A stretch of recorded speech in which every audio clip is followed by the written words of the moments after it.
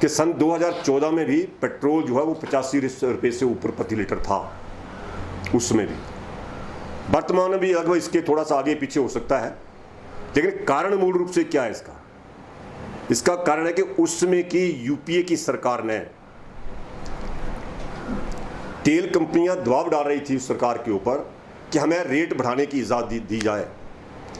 वो रेट नहीं बढ़ा रहे थे, फैसला कोई नहीं ले रहे थे। उन्होंने एक नई प्रपोजल, उनके कोई अधिकारी या कोई ऐसा जो अर्थशास्त्री वो लेके आया, उन्होंने कहा बजाय इसके कि आप रेट बढ़ाएं, इन कंपनी को कहो कि आप अपना अपना ऑयल बॉन्ड जारी कर दें,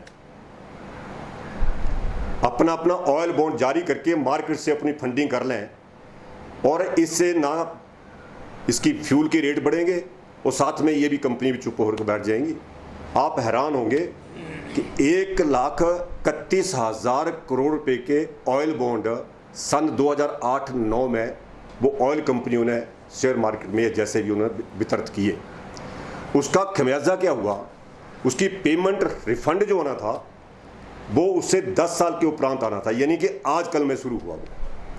तो हर साल भारत सरकार को, जो एनडीए की सरकार के नरेंद्र भाई मोदी जी है, 28,000 करोड़ रुपये से लेकर 60,000 करोड़ रुपये तक का वो ऑयल बॉन्ड का वापसी का ऋण जो है वो वापस करने की भारत सरकार, जो उस, क्योंकि गवर्नमेंट इज ए कंटिन्यूटी, जो सरकार ने किसी ने एग्रीमेंट किया, वर्तमान सरकार उसको नकार नहीं सकती।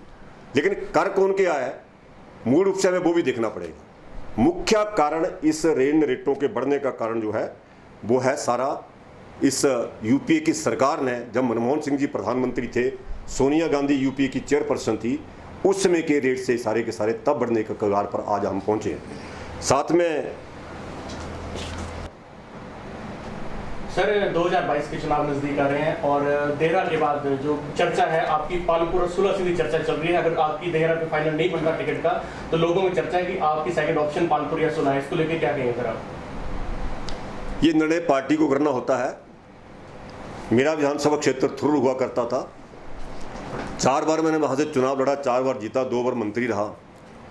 जब ये रिजर्व हो गया, नाम जसीम पर पड़ गया, तो मुझे पार्टी ने उस समय आदेश किया कि आप देहरा विधानसभा क्षेत्र नया, क्योंकि देहरा नाम किया विधानसभा क्षेत्र नहीं हुआ करता, तो मुझे वहाँ भेजा गया। मैं वहाँ गया, वहाँ की जनता ने आशीर्वाद दिया मुझे, मैं वहाँ जीता। ये निर्णय पार्टी को करना होता है, हाईकमांड को करना होता है। जहाँ हाईकमांड मुझे चाहेगी, जहाँ उपयोग मेरा लेना चाहेगी, वहाँ के लिए मैं तैयार। सर अभी नगर निगम के चुनाव हुए हाल ही में पालमपुर में, तो उसमें से आपको क्या लगता है, आप एक वरिष्ठ नेता हैं भाजपा की, इतनी बड़ी हार हुई भाजपा की, आपके क्या कारण रहे होंगे, इतनी बुरी तरह से हार के क्या कारण रहे भाजपा के? नहीं, हार बड़ी बुरी तो नहीं रही है। आप टोटल मिला के देखें, इन 15 वार्डों में हम 1800 वोट पीछे हैं कुल ही। 15 वार्डों में हम 1800 वोट पीछे हैं, कुल टोटल मिला के 1800 वोट पीछे हैं। सभी कार्यकर्ताओं ने काम किया है, लेकिन कुछ यहाँ पर भ्रांतियाँ फैलाई गई। भ्रांतियाँ फैलाने का कारण कि हमें नगर निगम नहीं चाहिए, टैक्सी लगेंगे, ऐसा होगा, वैसा होगा, ये हो जाएगा, वह हो जाएगा। आज वो सत्ता में बैठे हैं, नगर निगम की सत्ता में बैठे हैं। जिन्होंने विरोध किया था वो सत्ता में बैठे हैं। सर आपको नहीं मेरा लगता कि जो नगर निगम चुनाव हुए हैं वो जी आप बोलिए। तो ये उनकी जिम्मेवारी बनती है अब, लेकिन हमारे सारे नेतृत्व यहाँ था, टीम बनाई थी, काम किया सभी ने, मैं ये नहीं कहता हर किसी ने काम किया। लेकिन पालमपुर का इतिहास रहा पहले से कि कांग्रेस डोमिनेंस यहाँ पर रही है। विधायक उनका कुछ कमियाँ हमारे में रही होंगी निश्चित तौर पर, उसकी चर्चा समीक्षा बैठकें हमारी हुई हैं, उसमें अब देख रहे हैं कि क्या हो सकता है। लेकिन आने वाले समय के लिए 2022 में ऐसा मैं कह सकता हूँ कि यहाँ विधायक भाजपा का होगा, इतना मैं कह सकता हूँ। आपको नहीं लगता जो नगर निगम चुनाव हुए हैं पहली बार पालमपुर में, उसमें जो मुकाबला था भाजपा का विपक्ष से ज्यादा भाजपा के साथ ही था?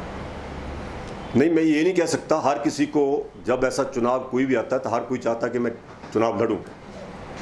कईयों को टिकट मिलती है, कईयों को नहीं मिलती है, लेकिन ऐसा होता अंदर अपने पाली होती है कि नहीं यार मैंने चुनाव लड़ना था। ये सही कहा आपने, उससे थोड़ा सा नुकसान थोड़ा बहुत हुआ है। समीक्षा बैठक में ऐसी बातें सामने आई हैं। हाईकमांड हमारा प्रदेश का इस बारे विचार कर रहा है और मुझे विश्वास है कि 2022 में जो आने वाला चुनाव है उसमें सभी इकट्ठे मिलकर चुनाव लड़ेंगे। जो उम्मीदवार यहाँ पर उतारा जाएगा वहाँ पार्टी सारे के सारे कार्यकर्ता मिल बैठकर सारे इकट्ठे चलेंगे। और क्योंकि यहाँ हिमाचल प्रदेश में, तो हिमाचल में नहीं और देश में कांग्रेस तो लीडरलेस है, नेतृत्वहीन, कोई उनका नेता नहीं, किसी की बात मानते नहीं। सोनिया गांधी, राहुल गांधी के अगेंस्ट, प्रियंका गांधी के अगेंस्ट उनके बड़े बड़े 23 स्टालवर्ड उनके एंटी हो गए हैं। इनका नेतृत्व ही नहीं है, दिशाहीन पार्टी हो गई है। हिमाचल प्रदेश में जो थे बेचारे वो चले गए, जिनका कहा मानते हैं उनके आगे कोई बोलता नहीं था, आज वो चले गए। अब एक बोलता मैं मुख्यमंत्री बनूंगा, दूसरा बोलता मैं बनूंगा, तीसरा बोलता मैं बनूंगा, चौथा बोलता मैं बनूंगा। यानी कि उनकी इसमें तो वहाँ ऐसा लगा हुआ कि मैं दौड़ूँ, सबसे आगे मैं पहुँचूँ। वो लोग देखेंगे यहाँ कि किसके पक्ष में हमने निर्णय देना है। और मुझे विश्वास है कि हिमाचल प्रदेश की जनता भारतवर्ष के सभी राज्यों से इस वोट देने में जो उनका अपनी अंतरात्मा की आवाज़ होती है वो समय आने पर देते हैं। और नरेंद्र भाई मोदी जी को निश्चित तौर पर जो उन्होंने काम किए हैं हिमाचल के लिए, उसके ऊपर मोहर लगाएंगी। जयराम ठाकुर जी ने मुख्यमंत्री के तौर पर काम किए हैं, वो पर मोहर लगाएगी, ऐसा मैं कह सकता आपको हूं। लगता है कि विपक्ष कोई देखने को नहीं मिला है फील्ड में?